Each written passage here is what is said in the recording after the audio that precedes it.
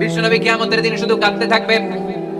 আকাশের জলজলে সূর্যটা মাথার কাছে চলে আসবে, মাথার মগজগুলো ভাতের মাড়ের মতো গলে গলে নাকের ছিদ্র কানের ছিদ্র দিয়ে বেয়ে বেয়ে পড়বে। তৃষ্ণায় ক্ষুধায় জিহ্বাটা বের হয়ে কুকুরের মতো নাভিস্থল পর্যন্ত ঝুলতে থাকবে। জমিনটারে তামার জমিন বানিয়ে দেওয়া হবে। সবাই শুধু বলবে ইয়া নাফসি ইয়া নাফসি, আল্লাহ তুমি আমারে বাঁচাও। ওলিরা বলবে ইয়া নাফসি, শহীদরা বলবে ইয়া নাফসি, নবীরা বলবে ইয়া নাফসি, উম্মত বলবে ইয়া নাফসি। সবাই বলবে আল্লাহ তুমি আমারে বাঁচাও, আল্লাহ তুমি আমারে বাঁচাও, আল্লাহ তুমি আমারে বাঁচাও। ঠিক ওই মুহূর্তে বিশ্বনবী প্যারা নবী মাকামে মাহমুদে সিজদায় পড়ে কাঁদবে। তিনি ইয়া নাফসি না বলে চিৎকার করে কেঁদে কেঁদে বলবে উম্মতি উম্মতি রবলি হাবিলি উম্মতি, ও রব আমার উম্মতকে তুমি বাঁচাও। পুরো কিয়ামত জুড়ে চিৎকার ইয়া নাফসি আল্লাহ আমারে বাঁচাও। বিশ্বনবী বলবে ইয়া উম্মতি আল্লাহ উম্মতের বাঁচাও। সুবহানাল্লাহ পড়বেন না? বিশ্বনবী মাথা তুলবেন না। রব্বুল আলামিন সাইয়েদনা জিবরাইল আলাইহিস সালামকে পাঠাবেন, জিবরাইল যাও নবীকে জিজ্ঞেস করো ইয়া নবী আল্লাহি মা ইউবকি, কেন আপনি কাঁদেন? বিশ্বনবী মাথা তুলবেন না, সিজদারত অবস্থায় উত্তরে বলবেন উম্মতি উম্মতি, আল্লাহ আমার উম্মতের কি হবে আপনি বলেন, আমার উম্মতরে আপনি বাঁচান। সাইয়েদনা জিবরাইল এসে বলে ও মাবুদ আপনার নবী বলে উম্মতের কি হবে, উম্মতের কি হবে?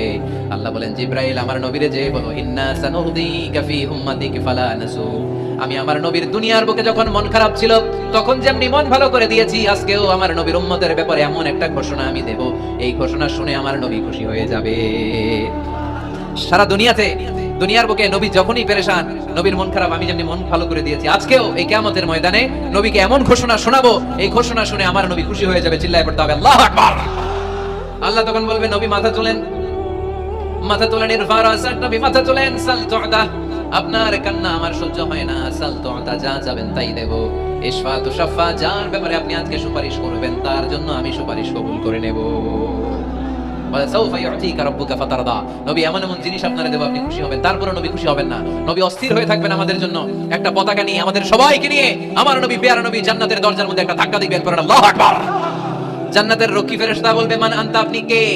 বিশ্বনবী বলবেন আনা মুহাম্মদ, আমার নাম মুহাম্মদ সাল্লাল্লাহু। মুহাম্মদ শোনার পরে গার্ড অফ অনার দিয়ে বিশ্বনবীর জন্য জান্নাতের বিশাল দরজাগুলো খুলে দেয়া হবে। আর জান্নাতের ফেরেশতারা বলবে নবী গো, জান্নাত সৃষ্টির পর থেকে আজ পর্যন্ত আমরা দাঁড়িয়ে আছি, কবে আপনি জান্নাতে ধাক্কা মারবেন আর আপনার জন্য জান্নাতের দরজা খুলে দেব। আপনার আগে যেন কারো জন্য জান্নাতের দরজা খোলা না হয়, এ ব্যাপারে আমাদেরকে কঠোর নির্দেশনা দিয়েছে কে? বিশ্বনবী লক্ষ লক্ষ কোটি কোটি উম্মতে মুহাম্মাদীকে নিয়ে সেদিন জান্নাতের ভেতরে যখন ঢুকবেন তখন বিশ্বনবীর মনটারে খুশি করে দিবে কে? ওয়ালা সাউফা ইউতিকা রাব্বুকা ফাতারদা, নবী হে এমন এমন জিনিস আপনারে আমি দান করব, আপনি খুশি হয়ে যাবেন। তার মানে মন খারাপ হলে নবীর মন ভালো করে কে? এরপরে নবীর আল্লাহ স্মরণ করায় দিচ্ছেন আলাম ইয়াজিদিকা ইয়াতীমান ফাআওয়া ওয়া ওয়াজাদাকা দাল্লান ফাহাদা, নবী গো আমি কি আপনার ইয়াতিম পাই নাই, তারপরে আমি কি আপনার লালন পালনের ব্যবস্থা করি নাই? সুবহানাল্লাহ পড়েন। আমার নবী ইয়াতিম হয়ে বড় হয়েছে, জানেন? ইয়াতিম হয়ে লালিত পালিত হয়েছেন। তিনি যখন মায়ের পেটে, বিশ্বনবীর বাবাকে নিয়ে গিয়ে তুলে নিয়েছে কে? 6 বছর বয়সে মাকে তুলে নিল কে? দাদা আব্দুল মুত্তালিবের কাছে লালিত পালিত হলেন। 8 বছর বয়সে দাদাকেও নিয়ে গেল কে? এরপরে ইয়াতিম নবী চাচার কাছে লালিত পালিত হলেন। সুবহানাল্লাহ পড়েন। এজন্য আল্লাহ বললেন আওয়া আলাম ইয়াজিদিকা ইয়াতীমান ফাআওয়া, নবী হে আমি কি আপনার ইয়াতিম পাই নাই আর আপনারে কি আমি আপনার চাচার কাছে লালন পালনের ব্যবস্থা করে দেই নাই? তো এই ছোট্টবেলায় আপনি ইয়াতিম, আপনারা দেখার কেউ নাই, তখন যদি আমি আপনারে সাহায্য করতে পারি, ওই আল্লাহ এখনো আসিনা নাই? বিপদের কালে আমার নবীর সাহায্য করে উত্তরণের ব্যবস্থা করেছে যে মুসলমানদের এই ক্রান্তি লগ্নে মুসলমানদের সংকট দূর করার জন্য আমার আল্লাহর রহমত আজও আছে না নাই? পরীক্ষা দিতে হবে, আমাদের পরীক্ষায় পাশ করতে হবে। ওয়ালা তাহিনু ওয়ালা তাহজানু ওয়া আনতুমুল আ'লাউনা ইন কুনতুম মুমিনিন, ভয় পেও না, নিরাশ হয়ো না, হতাশ হয়ো না, বিজয় তোমাদেরই হবে যদি মুমিন হও। চিল্লায় বলেন ঠিক কি না? আলাম ইয়াজিদিকা ইয়াতীমান ফাআওয়া, নবী আপনার ইয়াতীম হিসেবে পেয়েছি, তখন আপনারে আশ্রয় দিয়েছি। তারপরে আল্লাহ বললেন ওয়া ওয়াজাদাকা দাল্লান ফাহাদা, আপনারে আমি দল্লান হিসেবে পেয়েছি, তারপরে রাস্তা দেখিয়েছি। আপনি রাস্তা খুঁজছিলেন, দল্লুন শব্দের অর্থ গোমরা, পথহারা, কিন্তু রাসূল সাল্লাল্লাহু আলাইহি ওয়াসাল্লামের ক্ষেত্রে এই অর্থ করা যাবে না। আমার নবী গোমরা ছিলেন না, আমার নবী পথভ্রষ্ট ছিলেন না। যদিও অফিশিয়ালি আমার নবী 40 বছর বয়সে নবী হয়েছেন, কিন্তু 40 বছরের আগের জীবনীটাও আমাদের জন্য অনুপম আদর্শ আর নমুনা। চিল্লায় বলেন ঠিক কি না? 40 বছর আগেও নবী সত্য কথা বলতেন, 40 বছর আগে তিনি দান করতেন, নবী হওয়ার আগেও তিনি আত্মীয়দের সাথে সুসম্পর্ক রাখতেন, মানুষের বোঝা বইয়ে দিতেন, সত্য যেখানে বিপন্ন সাহসী সৈনিক হয়ে বিশ্বনবী দাঁড়িয়ে যেতেন। চিল্লায় এখন ঠিক কি না? এজন্য আল্লাহ বলেন ওয়া ওয়াজাদাকা দাল্লান ফাহাদা, নবী আপনি পথ খুঁজছিলেন, আমি আপনারে পথ দেখিয়েছি। আমাদেরকে পথ দেখায় কে? রাসূল সাল্লাল্লাহু আলাইহি ওয়াসাল্লাম মহাসত্যের অনুসন্ধান করছিলেন। দল্লান অর্থ এখানে পথ হারা পথিকের মতো আপনি খুঁজছিলেন, কই যাবেন, ডানে না বায়ে। রাসূল সাল্লাল্লাহু আলাইহি ওয়াসাল্লাম সত্যের পথ খুঁজছিলেন, ডানে না বায়ে। আল্লাহ বলেন বায়ে না, ডানে যান। ফাহাদা, আল্লাহ হেদায়েতের রাস্তায় তুলে দিলেন। সুবহানাল্লাহ পড়েন। আমরা যদি পথ ভুলে যাই, আমাদের পথ দেখায় কে? সবাই বলেন, আমাদের পথ দেখায় কে? আমাদের পথ দেখায় কে? আমরা প্রতিদিন পড়ি ইহদিনাস সিরাতাল, সবাই পড়েন ইহদিনাস সিরাতাল। ও আল্লাহ আমাদেরকে সরল সঠিক পথ দেখাও। আল্লাহ বললেন নবী আপনাকে আমি পথ দেখিয়েছি।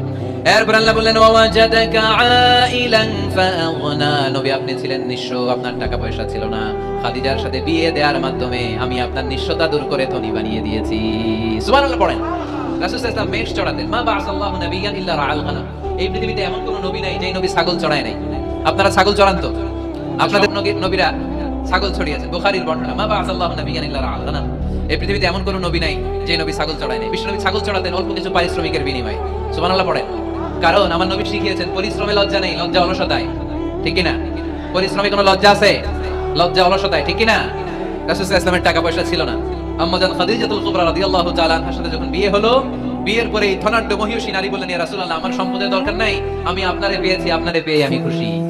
আমার সব সমুদয় সম্পত্তি আপনার পায়ের সামনে আমি ঢেলে দিলাম, আপনি ইচ্ছামতো ইসলামের জন্য, ইসলাম প্রচারে এই সম্পদ ব্যয় করা শুরু করে দেন। সুবহানাল্লাহ পড়তে পারলেন না? ওয়াজাদাকা আইলান ফাআগনা, তাফসীরে এসেছে ফাআগনা বিখাদিজা।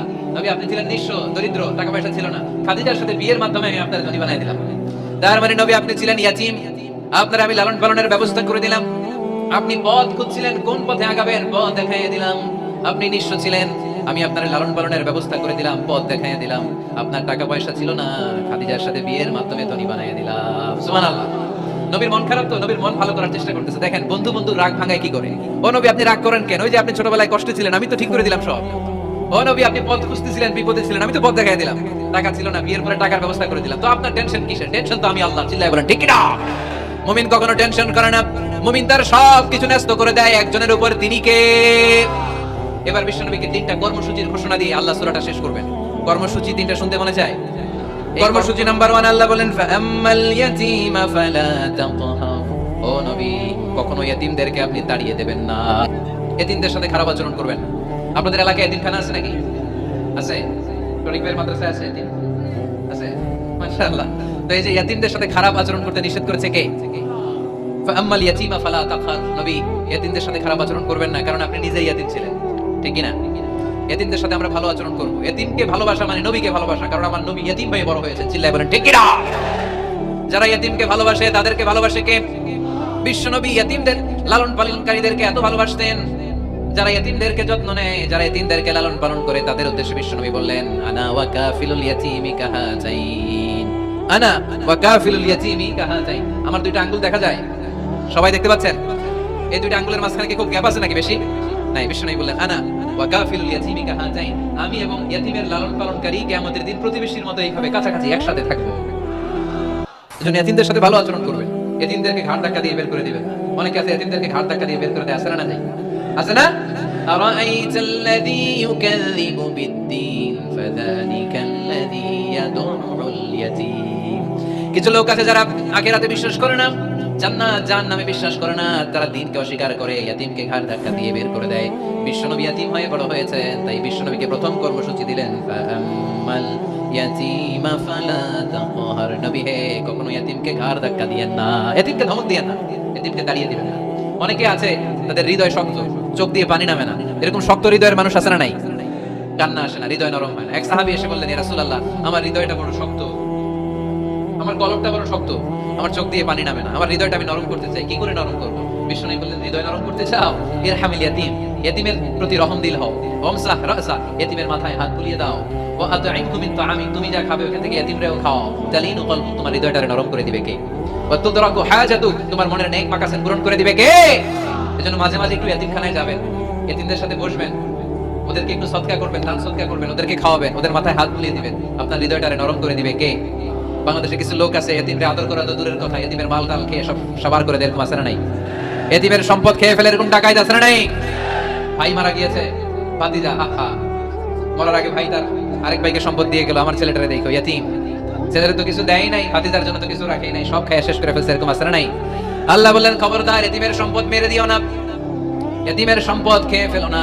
যারা ইতিমের সম্পদ অন্যায় ভাবে খাও, তারা পেটে ইতিমের সম্পদ ঢুকাও নাই, জাহান্নামের আগুন পেটে ঢুকিয়েছো। ঠিক কি না? আল্লাযীনা ইয়াকুলুনা আমওয়ালাল ইয়াতামা যুলমান ইন্নামা ইয়াকুলুনা ফী বুতুনিহিম নারা ওয়া সায়াসলাউনা সাঈরা। যারা ইতিমের সম্পদ অন্যায়ভাবে খায়, তারা ইতিমের সম্পদ খায় নাই, খেয়েছে জাহান্নামের আগুন। কার কথা? আরো জোরে বলেন, কার কথা?